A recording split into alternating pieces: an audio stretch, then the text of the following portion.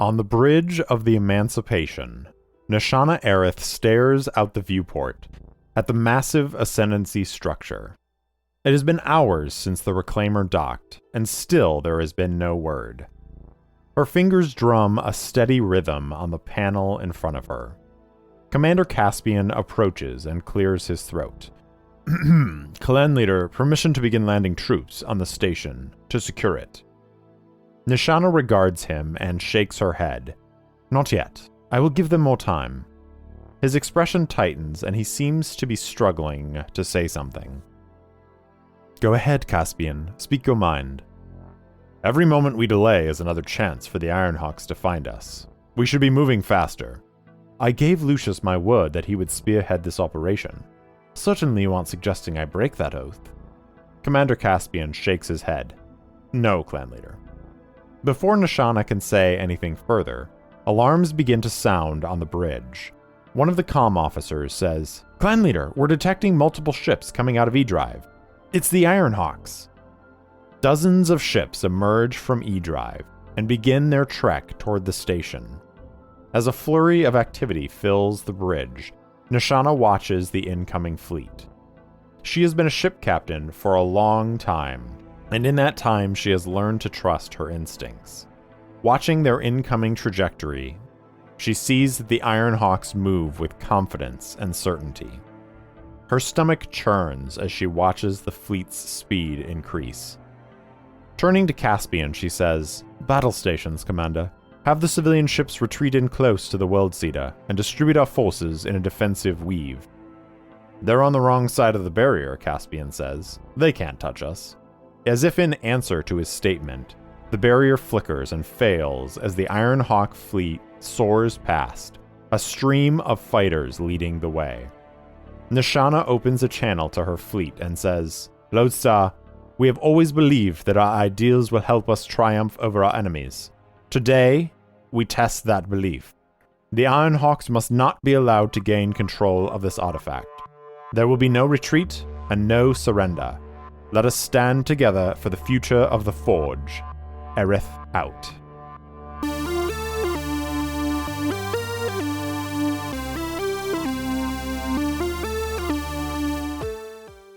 Welcome back for another episode of Errant Adventures. As always, I'm your game master and solo player, Steve Morrison. On this week's episode, Lucius and companions conclude their expedition of the World Seeder, but what revelations wait at its heart?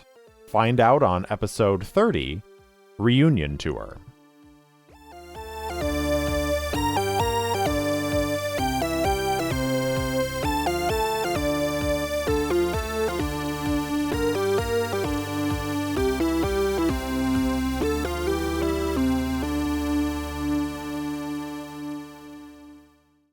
Lucius struggles to his feet, his body pretty badly bruised from not only the combat against the Bloodhawks, but also the encounter with the Wraith that possessed Adelie. And as he stands up, he can see that she is like on her knees, sort of weeping and just apologizing, like, I'm so sorry. I'm so sorry. And Lucius looks over and sees Aurelia cradling her left arm, which is clearly broken as she is trying to struggle to stand up. And he is going to run past Adelie. I think he's going to stop for a second and just squeeze her shoulder and say, Adelie, it's okay. I know it wasn't you. I know you did your best. It's going to be okay. And then is going to run over to Aurelia and see if he can help her out.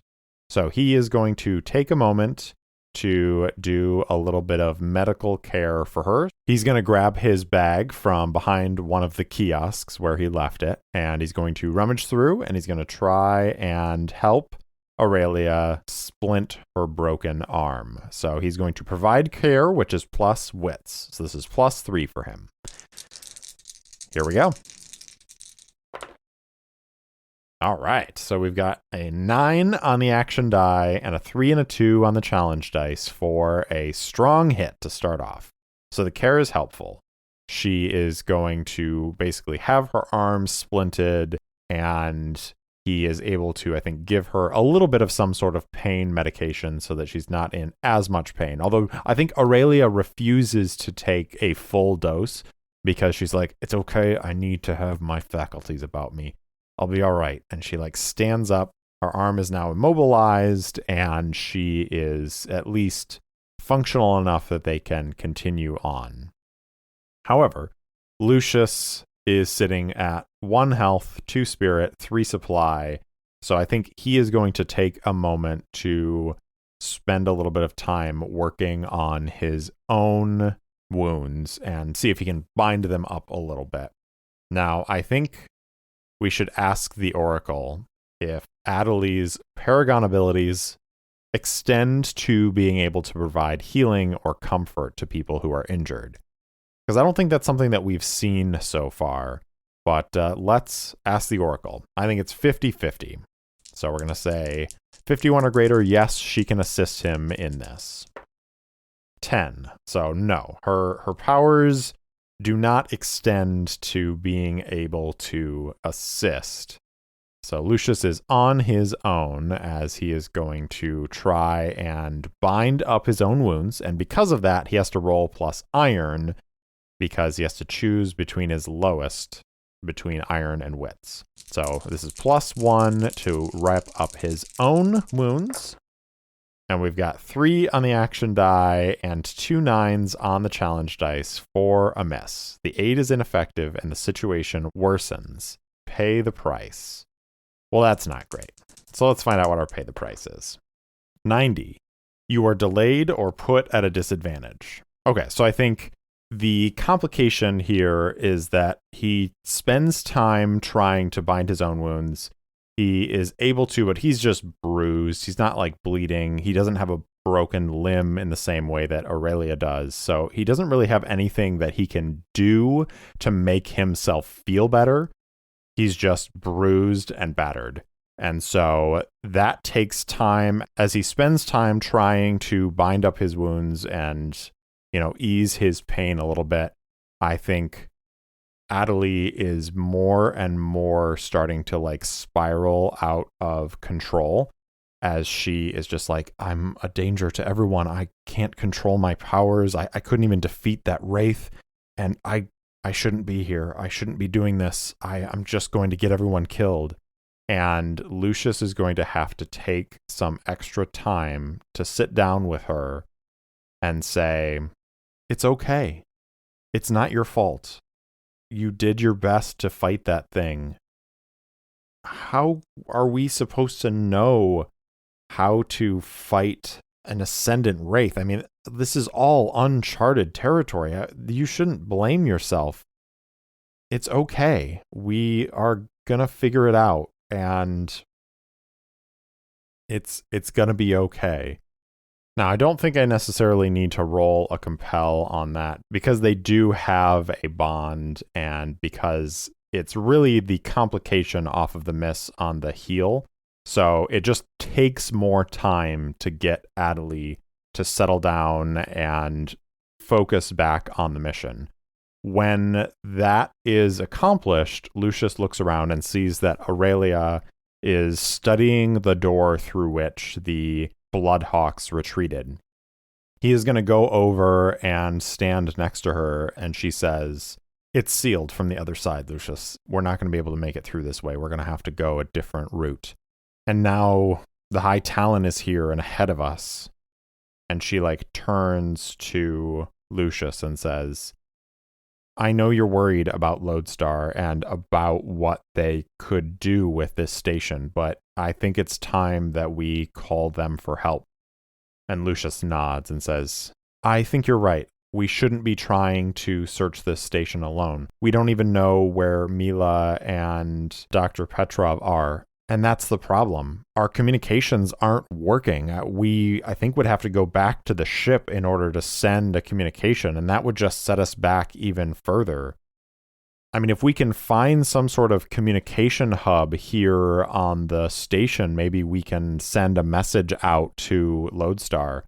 But I don't know that our personal communicators are going to do it. Aurelia says, "You're right, they're not. I've tried a couple times. But we may be able to find some sort of communication center, and I think we should look for that." So even though they are pretty beaten and bruised and battered right now, they are going to continue their exploration of this extreme site, the World Cedar, because there's a bit of a time crunch now that they know that High Talon Idebren is here. And so we're going to go ahead and go back to undertake an expedition, and we're going to move at speed because they are in a hurry to try and find stuff. So this is going to be plus edge. Here we go. A 3 on the action die, a 1 and a 7 on the challenge dice for a weak hit. So it's a waypoint. Progress is made, which is going to be 2 ticks on our 6th box, which fills that up. So we now have 6 full boxes of progress on this extreme expedition.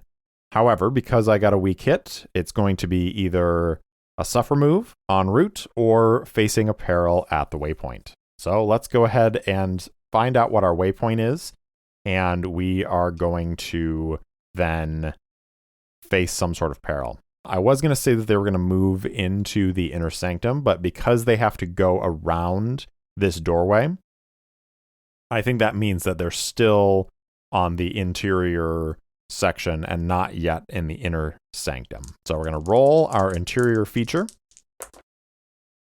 87. Transition into the sanctum. Well, okay, all right. So they find their way around, and they have to go back a little bit. They find an area where there's some sort of lift, or maybe they find a maintenance area where they're able to then descend a couple more levels. And this is going to take them into the sanctum. Now, there's some sort of peril that they run into on the way. What is that? 1. Broken path. Oh, lovely. Okay, so they are moving through the interior of this part of the station. They're in these maintenance shafts as they're climbing their way down. And they come to a place where I think something damaged the bulkhead and it sort of caved in a little bit. And they're going to have to squeeze their way through to try and get past. This is going to take a face danger from Lucius as he's trying to maneuver his way around it and sort of lead them through this obstacle course of debris as they are descending down this facility. So it's going to be plus edge on this face danger. 6 on the action die, an 8 and a 2 on the challenge dice for a weak hit. So a success, but at a troublesome cost. I think it's going to take some supply, unfortunately, because I don't have much to give. I have 0 momentum right now. I've got a 1 in health, a 2 in spirit, and 3 in supply. So I'm going to reduce the supply to 2, as I think he actually takes a little bit of time and uses his weapon to cut away. Maybe he has some sort of like laser cutter or something like that he would use when he was excavating ascendancy sites before. And he uses this to cut away some of the debris so they can make their way through. So we're now in the sanctum, and I think we are close to the level where Lieutenant Mila and Dr. Petrov landed. So it's possible that we may run into them sooner rather than later. So let's go ahead and undertake the next level of our expedition.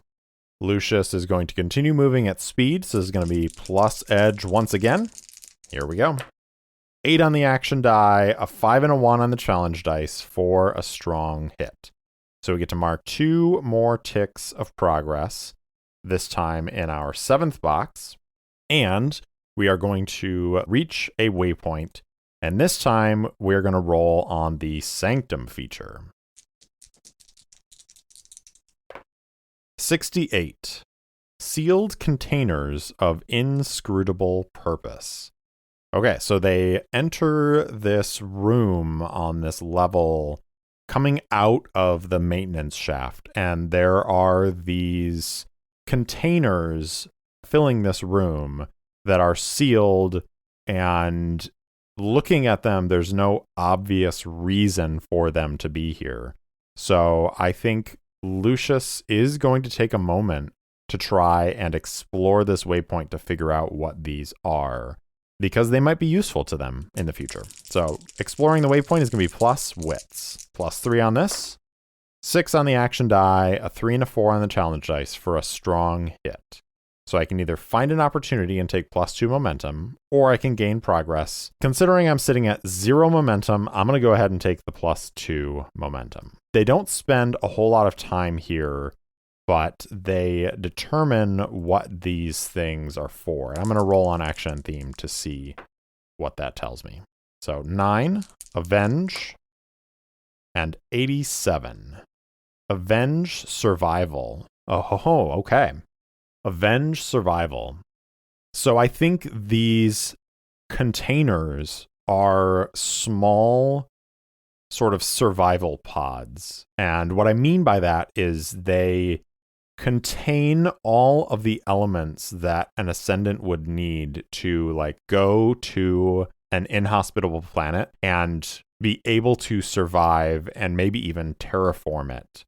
And so there are seeds for food, there are tools, all this stuff is kind of like miniaturized and packed into these pods. And they are going to make note of that in case that is important for the future. And then they're going to continue on their exploration of this site. Continuing at speed, this is +2. 5 on the action die, a 10, and a 2 on the challenge dice for a weak hit. So, again, we get to mark progress. This is going to fill our 7th box on this expedition. And we are going to check our waypoint again. 6. Area filled with a strange liquid. They leave that room. They continue down the hallway. And as they are proceeding, Lucius realizes that he sees this shimmery liquid eking out of a door on his right coming up. And it's starting to spill out a little bit. Seems like it's slowly flowing out. And let's see what kind of peril might manifest from that. 9. Confounding distortions of the time stream. Interesting. Okay, so this liquid is flowing out of this room, and I think in the liquid, Lucius can see a reflection of the hallway, and he sees Ascendants walking down the hallway and like talking, and maybe they have some sort of devices that, you know, are displaying schematics for a planet that they're working on, and they're sort of like sharing them back and forth. And Lucius is like stepping forward and looking at this, and he's sort of being drawn in, I think, a little bit by his curiosity. And I think he's going to have to make a resolve, because he almost feels as if it's drawing him in, as if it's calling him forward, and he wants to touch this liquid as he's moving forward. And I think he hears Adelie behind him say, "There's something strange in this hallway. I'm not sure what that power is, but it is unlike anything I've ever felt." And he's moving forward as Aurelia's like, "Lucius? Lucius."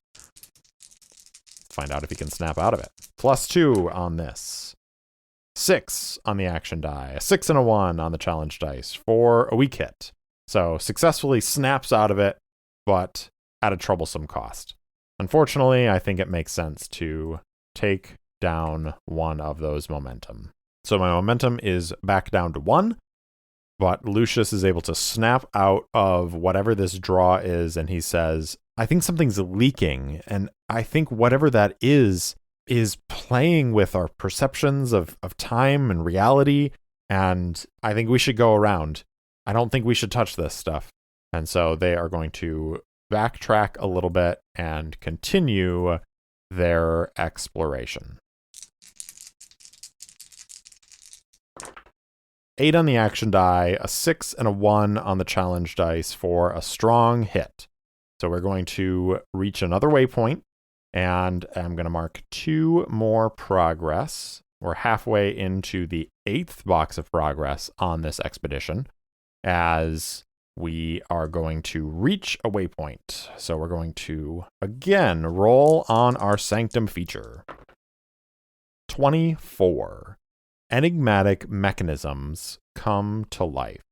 So what kind of enigmatic mechanisms might come to life? I think we've talked a lot about bots and mechs and drones and that kind of stuff, but I want to do a quick action and theme to see if that gives me any specific ideas. 46. Finish and 8. Finish blood. So I think they backtrack down the hallway that they were walking down when they found this liquid, and they are going to proceed around through another corridor and around, and they come out into this small sort of vaulted chamber.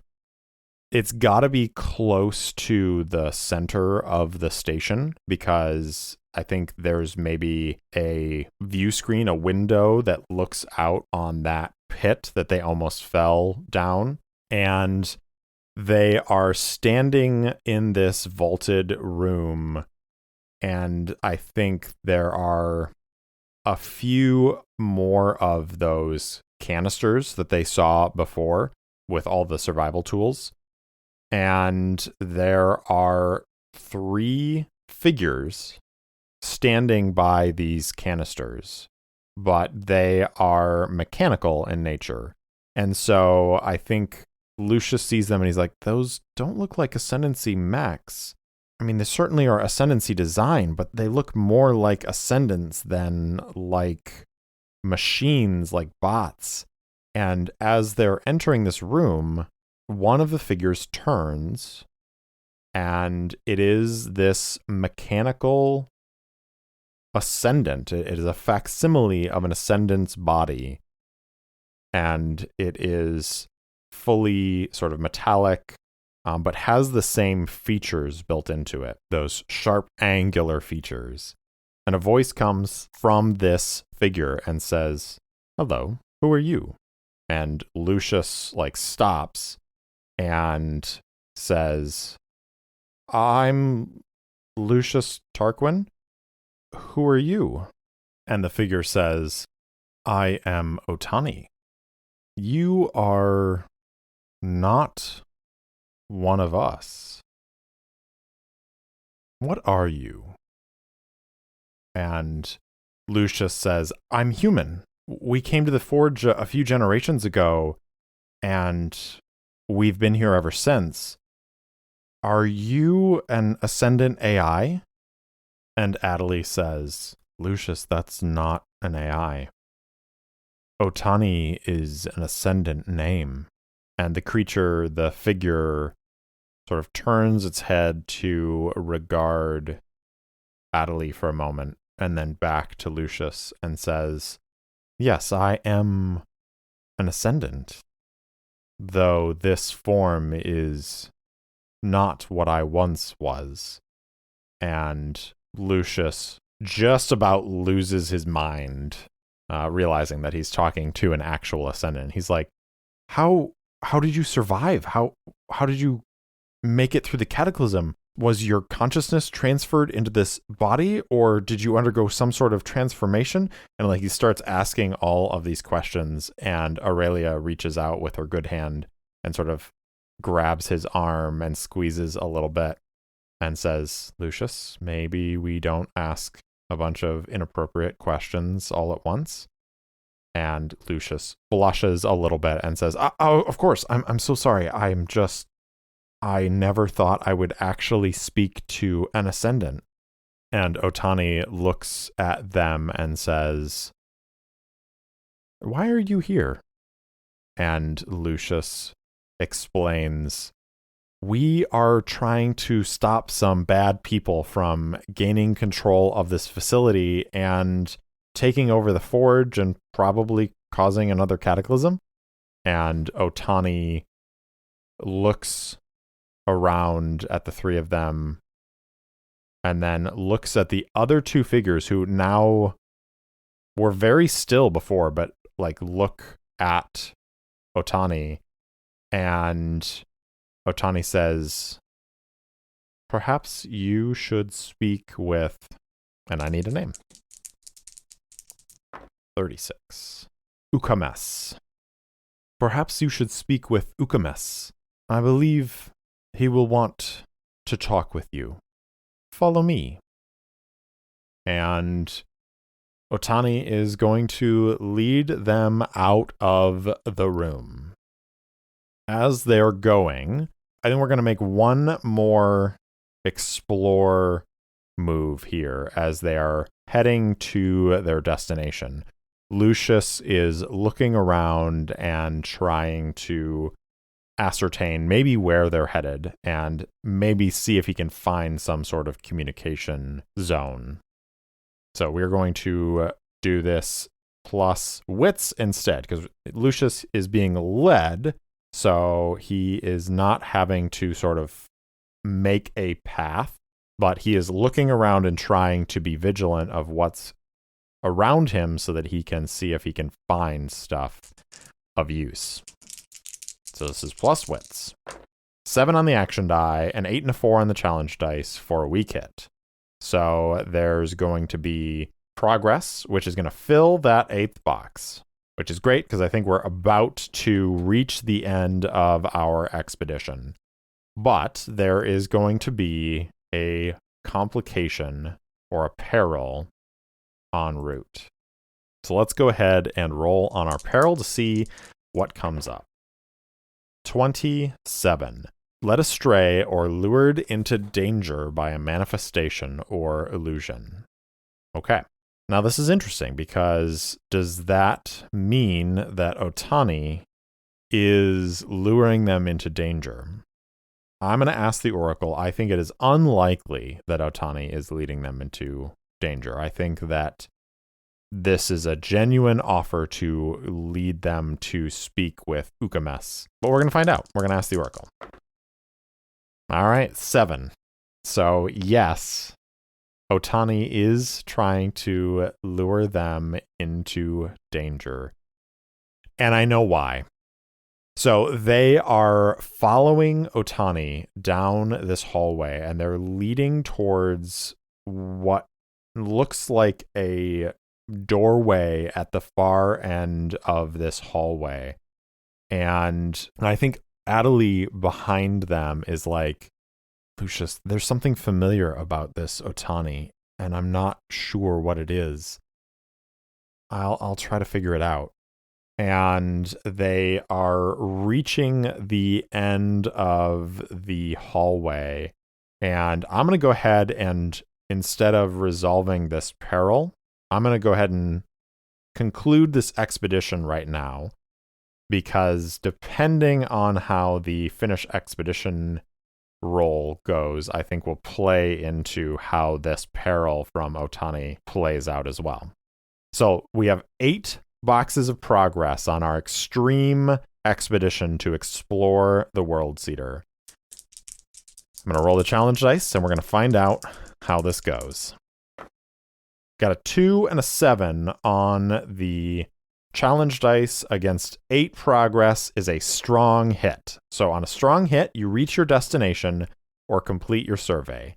Mark a reward on your Discovery's Legacy track per the expedition's rank.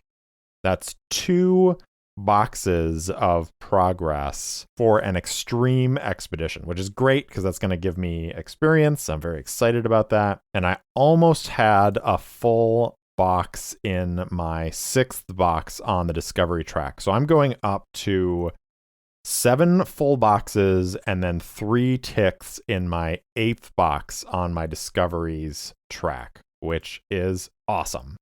That's going to net me 4 more XP because of that, which is also awesome. I'm sure I will find a way to spend that. And then we finish the expedition to explore the World Cedar. And I think The conclusion to this is arriving at the workshop of Ukames. And as Lucius, Adelie, and Aurelia are led through this hallway door into this workshop, they see a room with bots hanging from various places that are being disassembled and reassembled in various parts. And they see a tall, copper-skinned ascendant with angular features who turns and sees them and says, "More visitors? Welcome." And then Lucius and the rest see Mila and Dr. Petrov sitting at a small table off to the side in this workshop. And Mila stands up and waves a little bit and is like, "Oh, good, you made it." And Dr. Petrov barely looks up from the data screen that he's entering information into.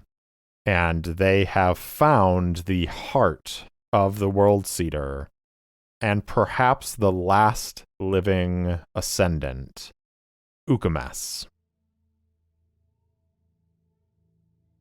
Now, Lucius steps forward and says to this ascendant, "You must be Ukames.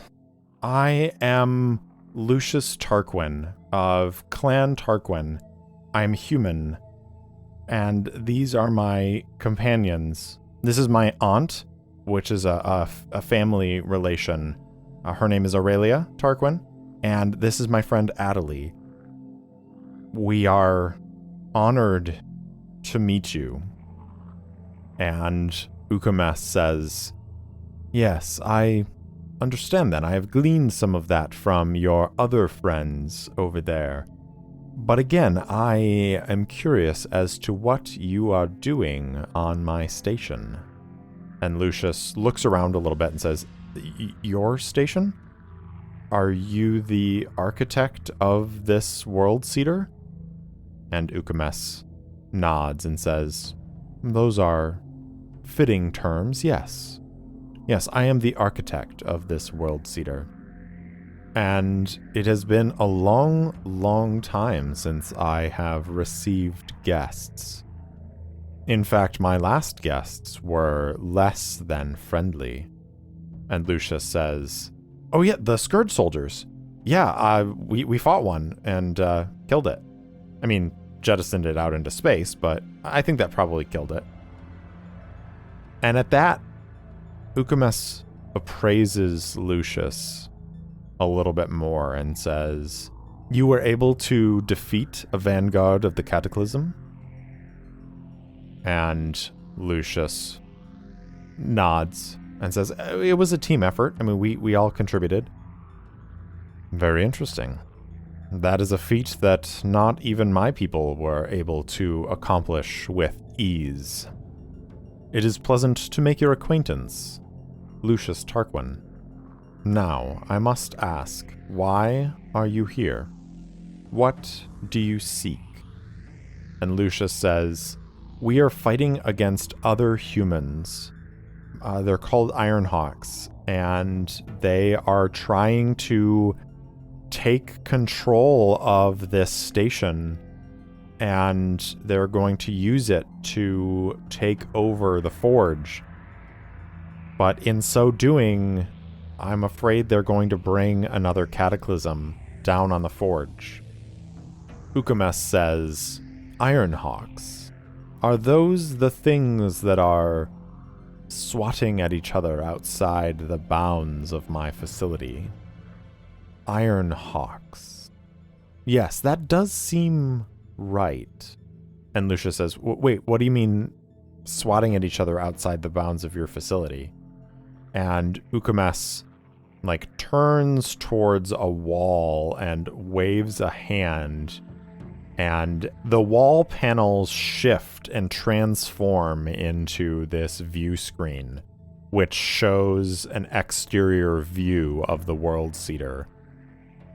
And Lucius and Adelie and Aurelia see a battle raging outside of the facility.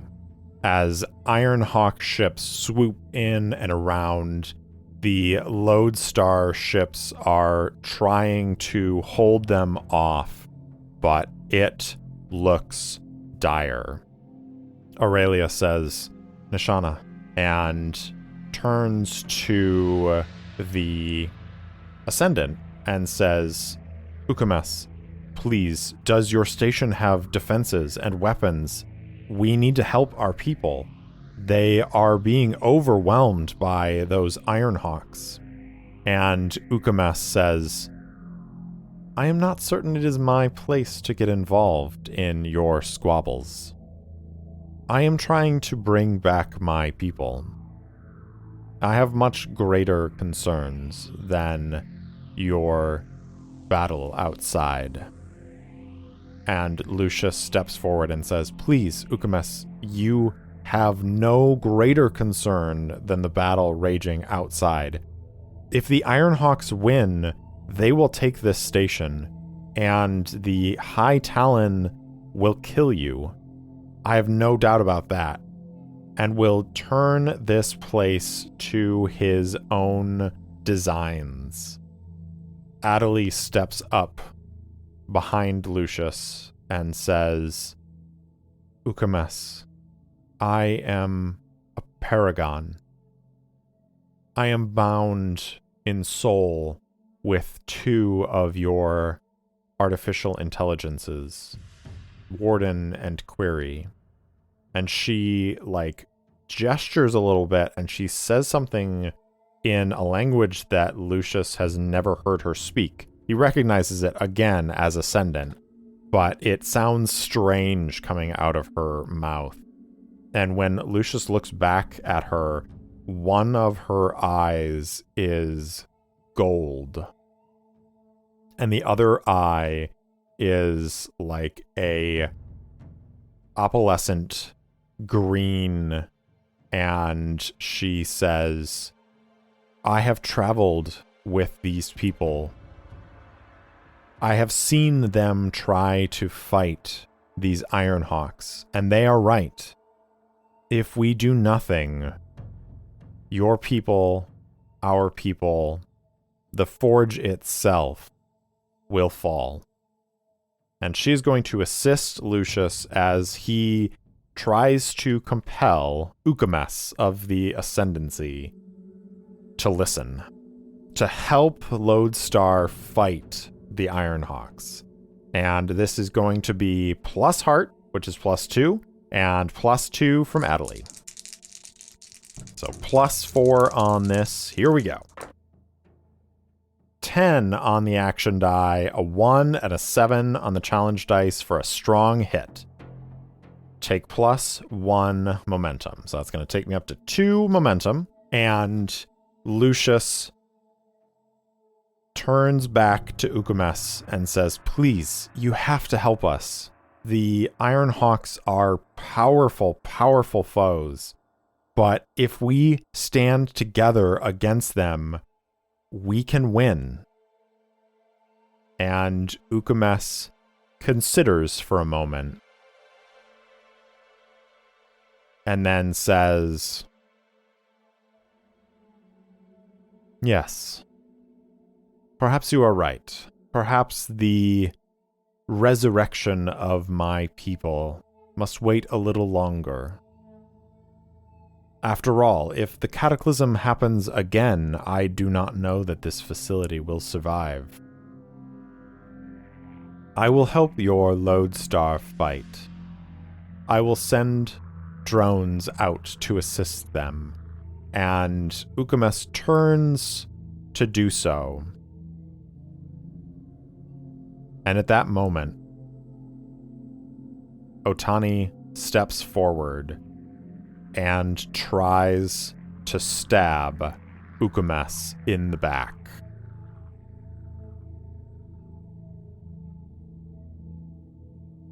Lucius, I think, has a split second to recognize this motion, as the hand of this ascendant simulacrum becomes wreathed in this inky, black, shadowy essence that sharpens into a blade.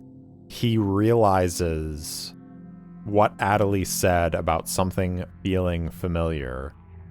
He sees the intent of this creature, and he draws his pulse pistol and fires from the hip. This is going to be a face danger, speed, mobility, agility. So we're going to roll plus edge to save the life of Ukames, last of the Ascendants. +2. 7 on the action die, a 4 and a 1 on the challenge dice for a strong hit.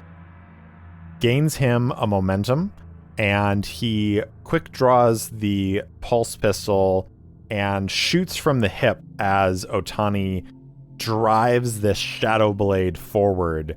The blast from the pulse pistol causes the Ascendant simulacrum to stumble, and this shadow blade passes by Ukamesh's back as he turns around and says, "What are you doing?" And at this point, the simulacrum says, "My master, the High Talon of the Ironhawks, wishes your deaths." And all 3 of the simulacrum attack, as they have been possessed by Ascendant Wraiths. Immediately, everyone snaps into action. Lieutenant Mila lifts their rifle and aims it at Otani.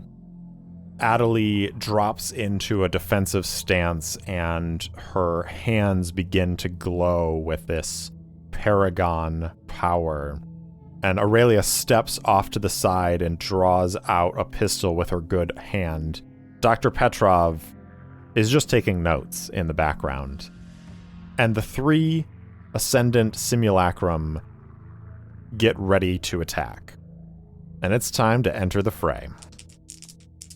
Facing off against our foe, it's going to be plus heart. Here we go. 3 on the action die, a 4 and a 5 on the challenge dice for a miss. The fight begins with you in a bad spot.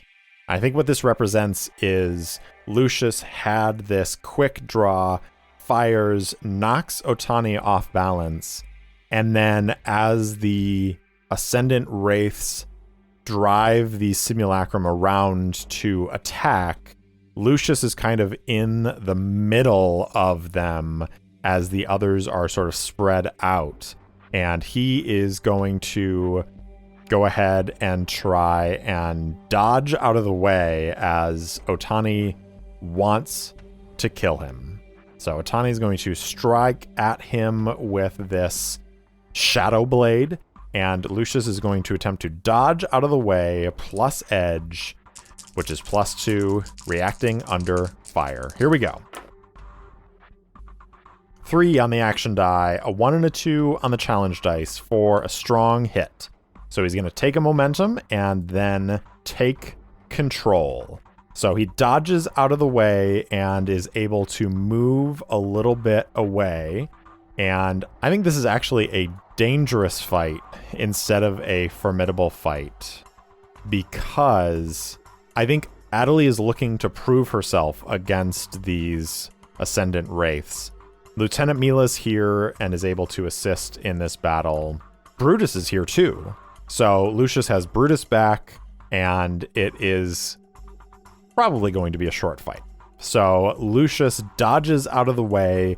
He brings up his pulse pistol and he fires. He sees Brutus and is like, "Brutus, I'm so glad to see you, buddy. Now get it." And is going to attack. We're going to strike with edge, and we're going to take +2 from Adelie because she is assisting in this. We're going to take +1 from Lieutenant Mila, and we're going to take +1 from Brutus. for a cumulative +6 on this strike. 8 on the action die, an 8 and a 2 on the challenge dice for a weak hit. So he's going to mark progress twice, which is going to result in 4 full boxes as they unleash a torrent of fire, and Otani staggers back as its form is pelted by these shots. And while this happens, while they're focusing on that one, the other two are going to dive in, and one of them is going to knock Adelie back, and she hits the ground.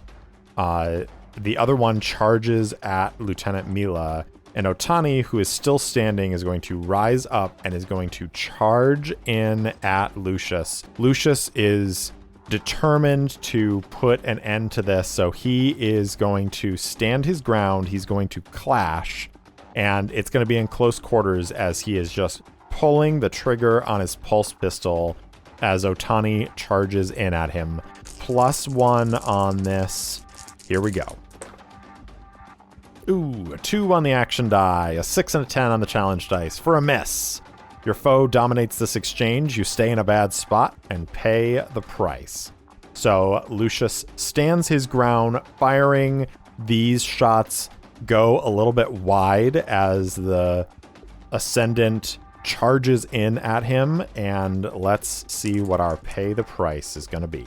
43. The environment or terrain introduces a new hazard. So I think Otani picks Lucius up and throws him back. He hits a container and it cracks, and suddenly liquid starts oozing out of it. Ukames says, "My elixir!" And it is flowing out of the container that Lucius cracked as he crashed into it. And I think he sees that same sort of time dilation, weird, reflective liquid that they saw in the hallway before.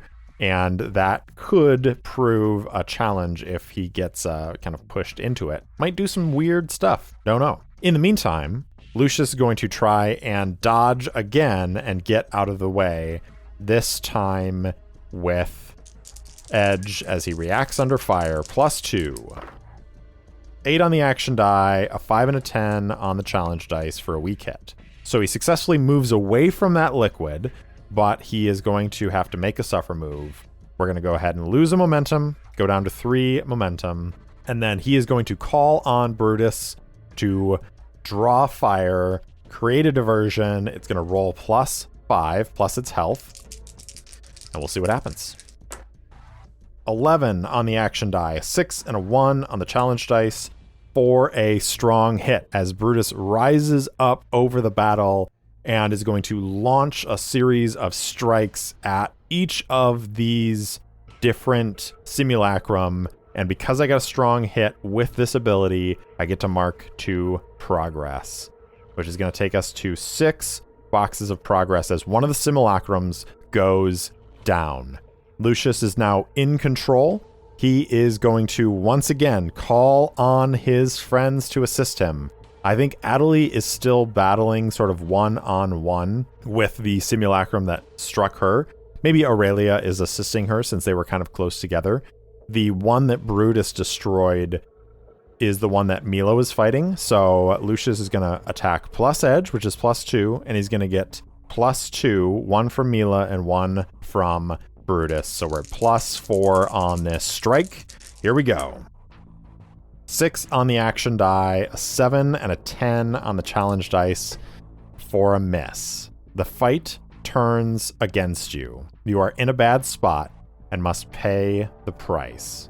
Let's go ahead and roll our pay the price. 51. A friend, companion, or ally is in harm's way, or you are if alone. So this fight continues on. They're firing at Otani, and I think Lucius gets distracted in his attack as he looks over and sees Adelie is being pushed closer and closer to this pooling liquid by the simulacrum. She's fighting it, and there are a number of burn marks and scorches, but it's clear that she is fighting a losing battle. He gets distracted, and Otani steps forward and kind of shoves him away, and Lucius is going to try and run over and tackle the simulacrum that is hurting Adelie. He is just going to charge forward. This is going to be plus his iron as he tries to just go in and take the hit for her, essentially. Plus iron, here we go. 3 on the action die, a 7 and a 9 on the challenge dice for a miss. Again, the situation worsens. You stay in a bad spot and pay the price. So he runs over. 59 is our pay the price. Your equipment or vehicle malfunctions. So he runs over. As he is distracted, his pulse pistol gets knocked out of his hand as he tries to tackle this simulacrum away from Adelie. His pulse pistol goes sliding across the floor. The simulacrum, not made of flesh, but made of metal, is too strong and shrugs him off. At which point, Lucius is going to reach in his bag for one of the Ascendant pistols. He's going to pull it out, and he is going to clash with these simulacrum as he's now up close and personal with this one that's trying to drag off Adelie. Again, he's rolling plus iron on this, but I think in this case, Mila can assist as Mila is firing from across the room with their rifle. It's going to be +2 on this roll. Here we go. 8 on the action die, a 5 and a 4 on the challenge dice for a strong hit, which is going to mark progress twice. That takes us to a full 10 boxes on this progress track as Lucius is able to, with the help of Lieutenant Mila, shoot down the simulacrum that is attacking Adelie. They're going to then turn towards Otani, which now realizes that it is surrounded and cornered. It is going to try and escape out of this battlefield. Lucius takes careful aim with his plasma pistol from the Ascendancy, and he is going to fire and take decisive action. We're going to roll the challenge dice against a progress of 10, 7 and a 5 for a strong hit. His shot catches Otani, and the simulacrum falls to the ground. As it does so, the wraith rises up out of the body. The other 2 wraiths rise up, and Adelie stands to her feet. She looks over at Ukames, and Ukames, who is looking at all of this, says, "I am very disappointed in you, my brethren. To think that you had joined another's service. I am very disappointed." And he is going to look at Adelie, and there's something, again, her eyes, one is gold, one is this opalescent green, and she looks at him, and he nods to her. And then Adelie again speaks in that ancient Ascendant language, and she begins to swirl her hands around in the air. And as she does so, that liquid that is spilling out of this container begins to soar up and float around and around and around until it starts to pierce through the wraiths as they try to escape. Screaming and hissing, it drags them back into this liquid, which she then guides back into the container, and we see the glass seal shut.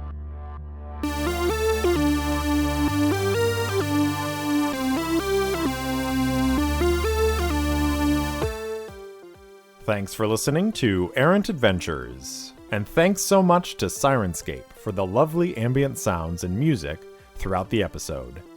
If you enjoyed the show, please tell anyone and everyone in your life about it. And if you haven't already, please rate and review the show on your favorite podcast app. It really does help others find me. If you want to interact with me, my handle on Instagram and Twitter is @ErrantSoloPod, or you can email me at errantsolopod@gmail.com. I also post short fiction and campaign-related materials on my website, errantadventurespod.com. Thanks again for listening, and I'll see you next time.